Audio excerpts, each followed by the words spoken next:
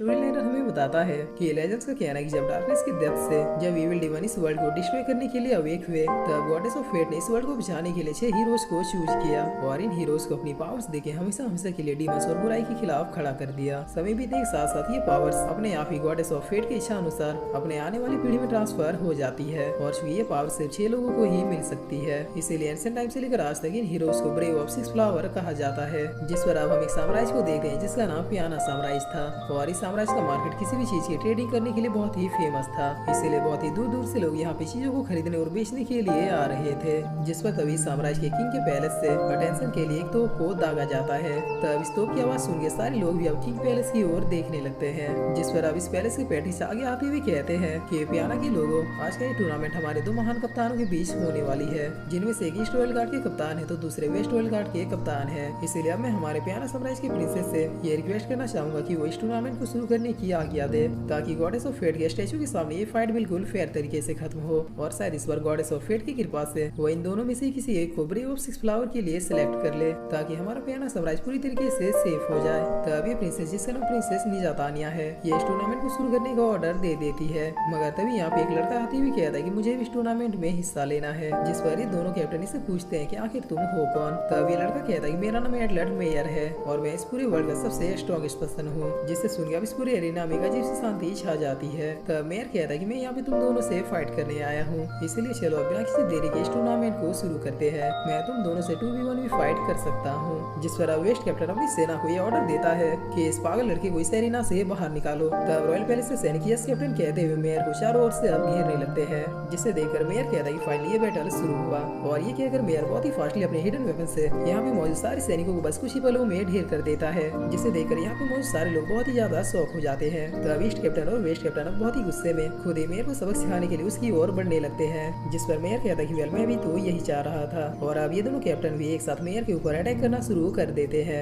मगर मेयर की fighting skill इतनी अच्छी थी कि वो बहुत आसानी से इन दोनों के अटैकों को डॉज कर रहा था। और अब पीछे की ओर जाते हुए मेयर किसी टाइप की लिक्विड को इस कैप्टन के ऊपर गिरा देता है, इसके साथ ही अपने स्वॉर्ड को भी निकाल लेता है। तब ये देखकर ईस्ट कैप्टन अब बहुत ही गुस्से में कहता है कि आज किसी भी हालत में यहाँ से जिंदा बच के जाने न पाए। जिस पर वेस्ट कैप्टन मेयर की ओर देखते हुए कहता है कि रुको वो क्या है। तब इधर हम देखते हैं कि मेयर अब अपनी बॉडी में लिपटे हुए बहुत सारे स्मोक ग्रेनेड्स को बाहर निकालता है और इसे लहराते हुए कहता है कि चलो अब इस बैटल को खत्म करते हैं। तब ये देखकर प्रिंसेस भी बहुत ही गौर से मेयर को देखने लगती है, जिस पर अब मेयर इन सारे ग्रेनेड्स को यहाँ पे फैला देता है। तब इन स्मोक ग्रेनेड की वजह से यहाँ पे चारों तरफ धुआं ही धुआं हो जाता है।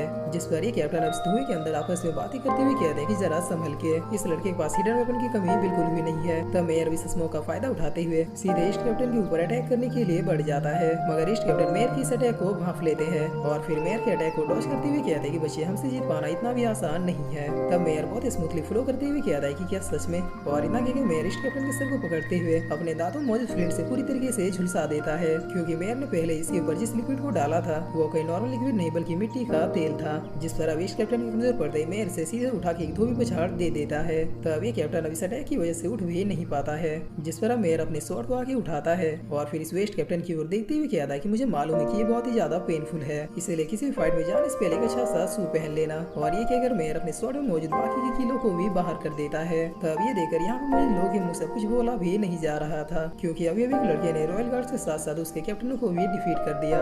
जिस पर अब मेयर गॉडेस ऑफ फेट के स्टैचू के सामने खड़ी होती हुई कहता है कि गॉडेस ऑफ फेट, आपने देखा मैं इस पूरे वर्ल्ड का सबसे स्ट्रॉन्गेस्ट पर्सन हूँ। अगर अब आपने मुझे ब्रेव ऑफ 6 फ्लावर के लिए चूज नहीं किया तो फिर ये आपकी आज तक की सबसे बड़ी भूल होगी। तब मेयर कहते कहते एक सैनिक उसे दबोच लेता है, जिस पर अब पैटिस भी कहते हैं कि इस पागल लड़के को अरेस्ट कर लो। तब बाकी के रॉयल गार्ड्स भी जाके मेयर को घेर लेते हैं और अब सीन चेंज होता है और हमें शाम का सीन दिखाया जाता है, जहाँ पर मेयर का अच्छी तरीके से खातिरदारी करके उसे प्रिजन में डाल दिया जाता है। और यहाँ पे पैटिस मेयर से कहते हैं कि आज जो तुमने किया है उसके लिए तुम्हें यहाँ पे कड़ी से कड़ी सजा दी जाएगी, क्योंकि तुमने आज एक रॉयल टूर्नामेंट को इंटरप्ट किया है। और ये कहकर ये सारे लोग यहाँ से चले जाते हैं, लेकिन मेयर को इन सारी बातों से कोई फर्क नहीं पड़ता है और वो आराम से बासा लेते हुए सोने लगता है। जिस पर अब तभी यहाँ पे प्रिंसेस की एक मेड आती है जो मेयर से कहती है कि मैंने फाइनली तुम्हें ढूंढ ही लिया। तब मेयर पूछता है कि तुम कौन हो। जिस पर ये मेड कहती है कि मैंने तुम्हें एरिना में फाइट करते हुए देखा और तभी से मैं तुम्हारी फैन हो गई हूँ, इसीलिए क्या मैं तुम्हारे साथ एक बार हैंडशेक कर सकती हूँ। तब मेयर भी नो प्रॉब्लम कहते हुए इस लड़की के साथ हाथ मिलाता है। जिस पर अब ये लड़की कहती है कि मेरे ख्याल से तुम लड़कियों के मामले में इतने कंफर्ट नहीं हो।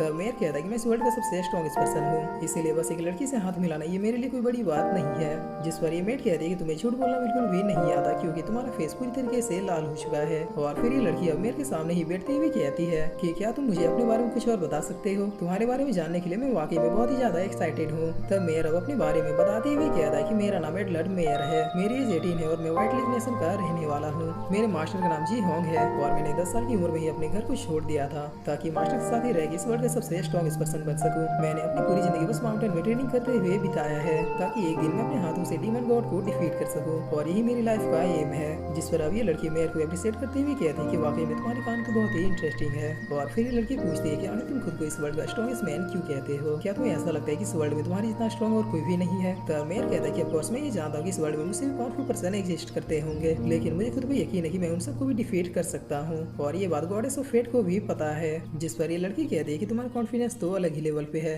लेकिन क्या तुम्हें लगता है कि गॉडेस ऑफ फेट तुम्हें 6 ब्रेव में से एक चूज करेगी? तब मेयर बैठते हुए कहता है कि मुझे नहीं पता, लेकिन मैं जरूर जानता हूँ कि गॉडेस ऑफ फेट के सामने एक ना एक दिन मैं अपनी काबिलियत साबित करके रहूंगा, क्योंकि वर्ल्ड को बचाने के लिए गॉडेस ऑफ फेट को भी वर्ल्ड के सबसे स्ट्रॉन्गेस्ट पर्सन को तो चूज करना ही पड़ेगा। जिस पर अब ये लड़की पूछती है कि आखिर तुम ब्रेव ऑफ 6 फ्लावर में से एक क्यों बनना चाहते हो? तब मेयर कहता है सिर्फ और सिर्फ डीमन लॉर्ड को डिफीट करने के लिए, और जब तक गॉडेस ऑफ फेट मुझे उन 6 हीरोज में से एक चूज नहीं करते तब तक मैं इसी तरीके से ये प्रूव करता रहूंगा कि मैं भी उन 6 हीरोज में से एक बनने के लायक हूँ। जिस पर ये लड़की कह रही कि वेल अगर तुम्हें गॉडेस ऑफ फेट ने चूज कर लिया तो फिर तुम्हें पता कैसे चलेगा? क्या तुम्हें इसके बारे में कोई आइडिया है? तब मेयर कहता है कि मैंने सुना तो है कि जब गॉडेस ऑफ फेट उन 6 लोगों को चुन के उन्हें अपना पावर्स देती है तब उन हीरोज के बॉडी के किसी पार्ट में एक फ्लावर का साइन अपेयर होता है जिसे ब्रेव ऑफ 6 फ्लावर क्रेस्ट कहा जाता है। जिस पर ये लड़की कहती है कि वाह तुम पावरफुल होने के साथ साथ इंटेलिजेंट भी हो, मगर ये कितने अफसोस की बात है कि अब तुम्हें इसी प्रिजन में रहना होगा जब तक कि गॉडेस ऑफ फेट तुम्हारे लिए कोई चमत्कार न कर दे। और हाँ, भागने की कोशिश बिल्कुल भी मत करना क्योंकि इस प्रिजन के बाहर एक परिंदा भी नहीं जा सकता। तब मेयर कहता है कि वहाँ यहाँ की सिक्योरिटी को तो अवार्ड देना चाहिए क्योंकि जहाँ पे एक परिंदा पर नहीं मार सकता वहाँ पर एक मेड खुलेआम वहाँ के प्रिजनर से बिल्कुल फ्रेंड की तरह बातें कर रही है, जिसे सुन ये लड़की अब बहुत ही जोरों से हंसने लगती है। और अब ये लड़की यहाँ से जाती हुई कहती है कि मैं जा रही हूँ वरना वो लोग मुझ पे गुस्सा हो जाएंगे। तब मेयर कहता है कि ठीक है, अगर तुम प्रिंसेस से मिलो तो उससे कहना कि डीमन गॉड के अगेंस्ट में जो फाइट होगी उसमें वो भी मुझे कंपनी देने वाली है क्योंकि गॉडेस ऑफ फेट उसे भी चूज जरूर करेंगे, इसलिए उसे कहना कि वो अपनी ट्रेनिंग पे फोकस करे। जिस पर अब इस बात को सुन के इस लड़की का चेहरा देखने लायक था और फिर लड़की यहाँ से जाती हुई कहती है कि ठीक है मैं उन्हें बोल दूंगी। तब मेयर अब आराम से सोते हुए थैंक यू कहता है। जिसके बाद अब सीन चेंज होता है और हमें दूसरे दिन का सीन दिखाया जाता है जहाँ पर मेयर को फिर से पैटिस के सामने पेश किया गया था और पैटिस अब मेयर को पूरी लाइफ प्रिजन में बिताने की सजा सुनाते हैं। तब ये गार्ड सब मेयर को लेके दूसरी जेल की ओर जाने लगते हैं जहाँ पर कैदी यही भी सजा काटते काटते मर जाते हैं और ये प्रिजन जमीन से काफी नीचे था। तब ईस्ट कैप्टन अब एक किक मारते हुए मेयर को इस सेल में धकेल देते हैं और फिर ऊपर से इस सेल को बंद कर देते हैं। जिस पर मेयर अब यहाँ पे पहुंचे अपने आसपास देखता है और तब यहाँ पे मेयर को एक खंजर मिलता है जिसे देखते हुए मेयर कहता है चलो यहाँ पे कोई दुकान की चीज मिले। और अब इसी तरह से यहाँ पे रहते रहते 6 महीने बीत जाते हैं और इन 6 महीनों में मेयर बस बैठ के ऐसे टाइम पास नहीं करता है। प्रिजन में होते हुए मेयर एक सिचुएशन को बहुत ही अच्छे से हैंडल करता है और अपने डेली रूटीन की तरह दिन में 12-12 घंटे प्रैक्टिस करता है ताकि उसकी फाइटिंग स्किल और भी ज्यादा इनहेंस हो जाए। जिस पर अब कुछ दिन और बीतने के बाद मेयर का वो हाथ भी ठीक हो जाता है जो उन लोगों ने मार के तोड़ दिया था। और अब ऐसे ही बैठे बैठे मेयर अपने आप से कहता है कि मेरे ख्याल से मुझे यहाँ से निकलने का कोई रास्ता ढूंढना चाहिए, वैसे भी मेरे यहाँ पे आए हुए पूरे 1 साल हो चुके हैं। जिस पर अब सीन चेंज होता है और हमें सिटी का सीन दिखाया जाता है जहाँ पर लोग आराम से अपनी लाइफ में व्यस्त थे, मगर तभी अचानक से एक बहुत ही तेज वॉइस के साथ आसमान का कलर रेड होने लगता है। तब सारे लोग अब चिल्लाते हुए कहते हैं कि देखो डीमन गॉड अब फिर से अवेक हो रहा है और ये उसी के अवेक होने का शुभ संकेत है। जिस पर इधर रॉयल पैलेस में पैटिस प्रिंसेस से पूछते हैं कि अब आप ही बताइए कि हमें आगे क्या करना चाहिए। तब प्रिंसेस इस बात का भी कोई भी जवाब नहीं देती है। जिस पर अब इधर मेयर को देखते हैं जो अपने सेल को देख रहा था और अब तभी ऊपर की ओर से कोई पावर अपने आप ही अपेयर होने लगती है और ये पावर अब एक बड़े रूप के साथ धीरे धीरे मेयर की ओर बढ़ने लगती है। जिस पर अब जैसे ये पावर मेयर के साथ टच होती है वैसे ही मेयर चिल्लाते हुए अपने बेड से गिर जाता है। जिस पर अब मेयर के हाथ में बहुत ही जोरों से पेन होने लगता है और जब मेयर उस हाथ के ऊपर से अपने दूसरे हाथ को हटाता है तो उस हाथ से एक बहुत ही पावरफुल एनर्जी रिलीज होती है जिससे देखकर मेयर को कुछ भी समझ में नहीं आता है। और अब थोड़ी देर के बाद ये पावर अपने आप ही गायब होते हुए मेयर के हाथ में एक साइन बना देता है और फिर इसी के साथ ये एपिसोड यहीं पे खत्म होता है। तो गाइस अब आप लोग बताइए कि ये सीरीज आप लोगों को कैसी लगी।